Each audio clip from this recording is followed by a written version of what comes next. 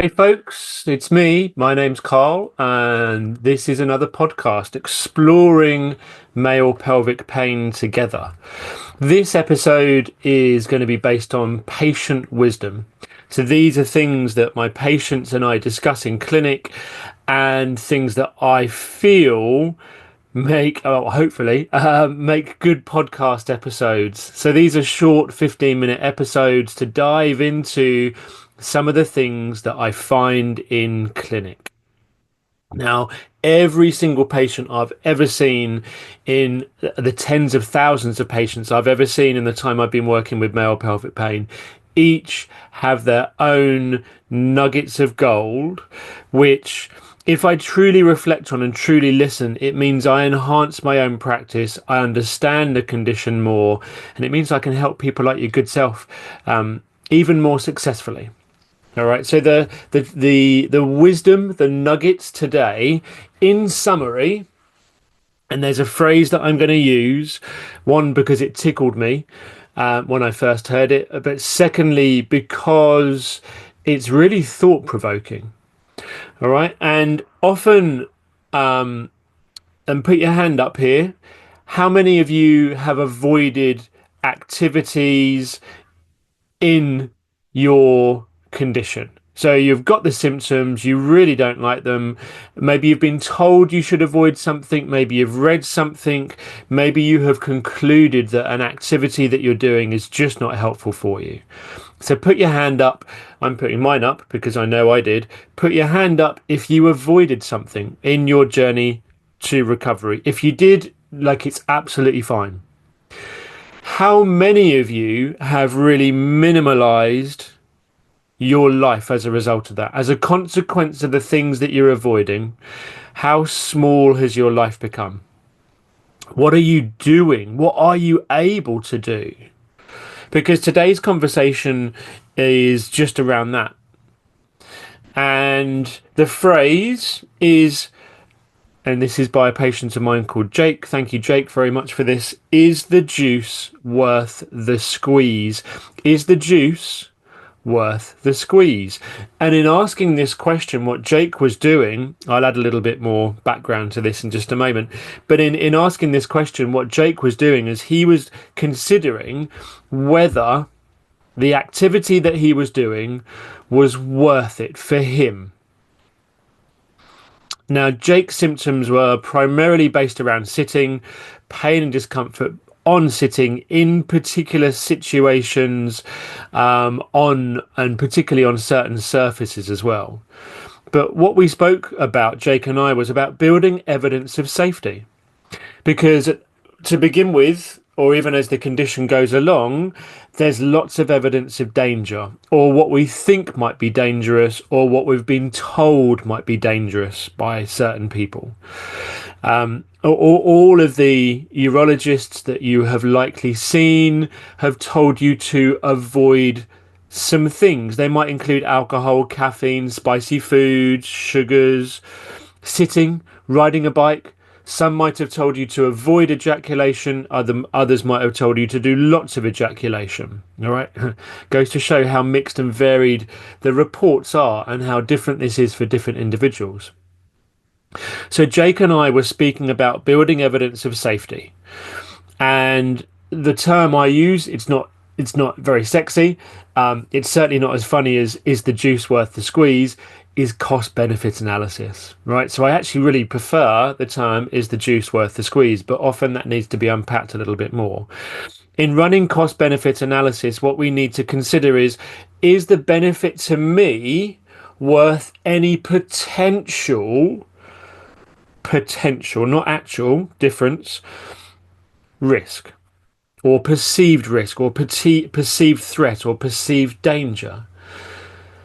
Because one of the real challenges is when we start to exclude things in our life, it means that life becomes shrunken and small, sometimes less significant. We certainly may socialize less. Cycling's a great example. For example, if you used to cycle and you don't now cycle, you're not only missing out on the exercise, the stress management side of things, the ability to move from destination to destination, but also maybe there's a social element to it as well. Maybe you've lost that identity. Maybe you've lost that connection to a group that you would have cycled with, even another person that you would have cycled with. Is the juice worth the squeeze? Let's run through some of the scenarios and give you examples from Jake's case. And what Jake was doing is he was weighing up the benefits of sitting in certain situations and the likely outcome they would give him, the likely benefits they would give him, versus any potential or perceived danger or threat. And what started to happen with Jake's symptoms is that in certain situations where he might have had symptoms from sitting before, the symptoms may have come along momentarily, but he was able to weigh up, is the activity worth any potential small discomfort or discomfort? And when he was saying yes, and the more he said yes, then the more his symptoms died away. Okay, it points to the fact that other factors are going on in our pain. Now, I've spoken about predictive processing, the anticipation of pain. Pain is more than just tight muscles or your pelvic floor. All right, go back and check out all previous podcast episodes where we unpack that. And it's important that we consider that our expectation of, oh, that seat looks really uncomfortable, we're already priming ourselves for it to be more uncomfortable, for the likelihood of it to be painful. Okay, so how can we change that? How can we build a body of evidence? How can we go in there with a slightly different mindset? And this isn't all in your head. I'm not saying that in the slightest. Absolutely not. Unfortunately, it's a message we hear often. And again, I've got some wonderfully sad patient wisdom podcasts which will explore that in more detail as well. So let's go through a couple of scenarios. On Jake's gym bench, right? He's straddling the bench. So the bench is between his legs, running front to back, and he's getting some symptoms. And there's some awareness around the unpleasant feeling that's come out from sitting. But he also knows the benefit of doing weights for him. And Jake, in that moment in time, weighed up the juice and the squeeze.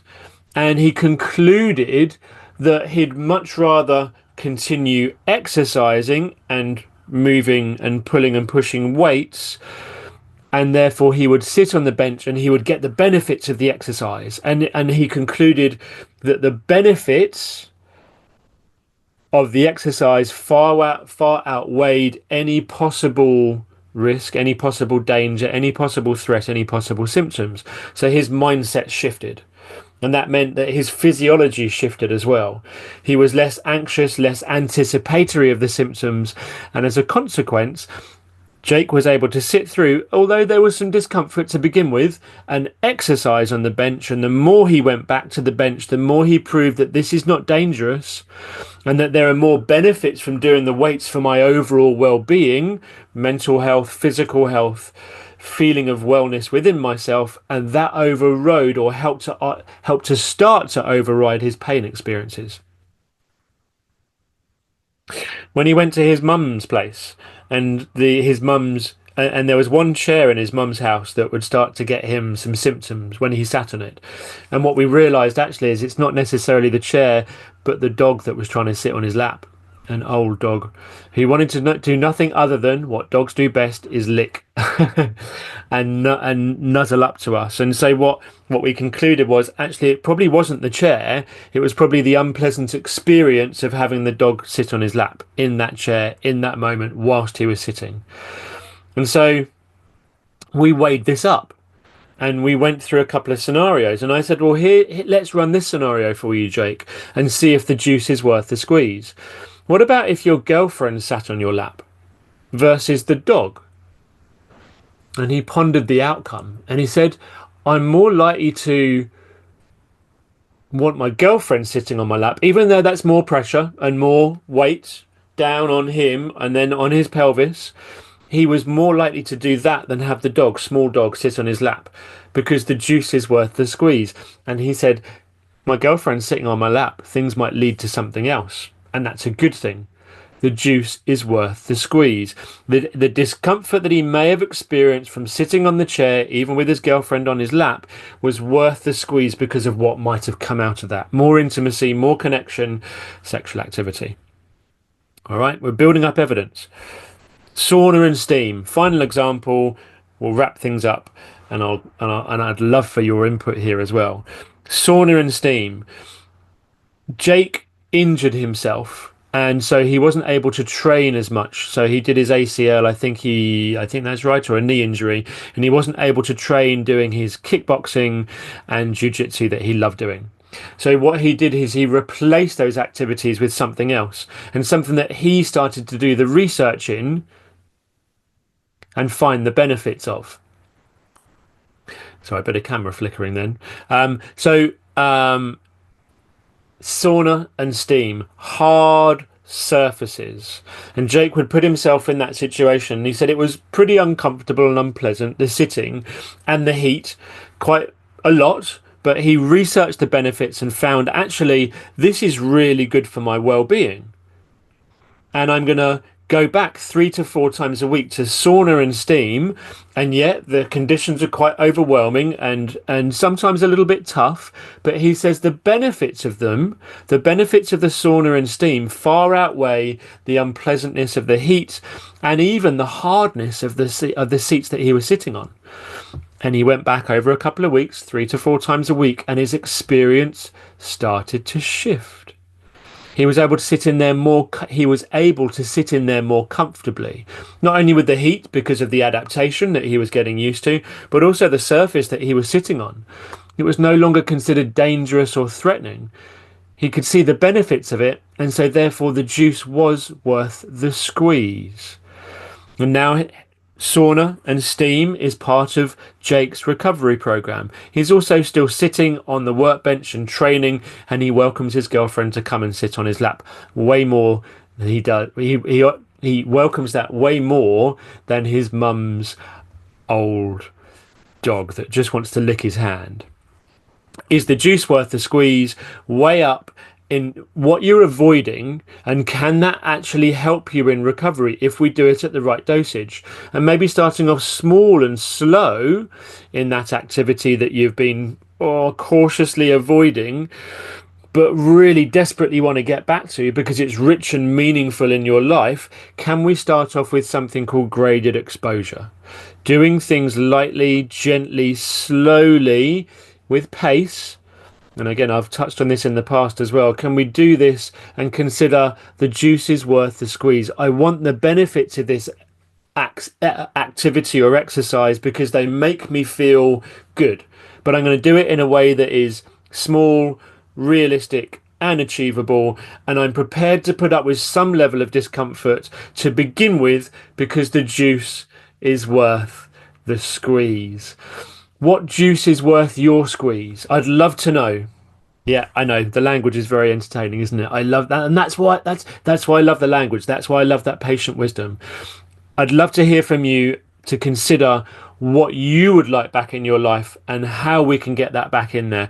Is the juice worth the squeeze for you? Do you want to be out of the hole that you're in at the moment? Would you like to have a more rich and meaningful existence in recovery? It's possible.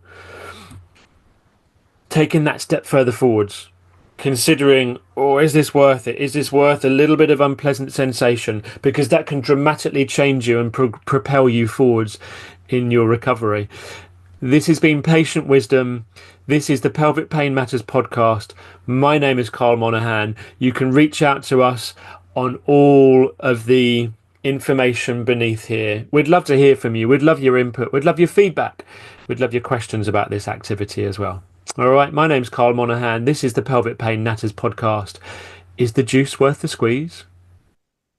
Quickly, before you go, I want to tell you about an exciting new project by Pelvic Pain Matters. We've created an online community away from social media. This is completely private. So you will need to register to get access. There's a small fee, but once you join, you will get And every single month we're going to drop new content. So success stories, movement videos, breathwork videos, and understanding pain. So this is another offering from Pelvic Pain Matters to help you support and navigate your journey through pelvic pain more successfully. This is the introduction to our online circle community. I've added all of the links, all of the necessary links down there in the bio.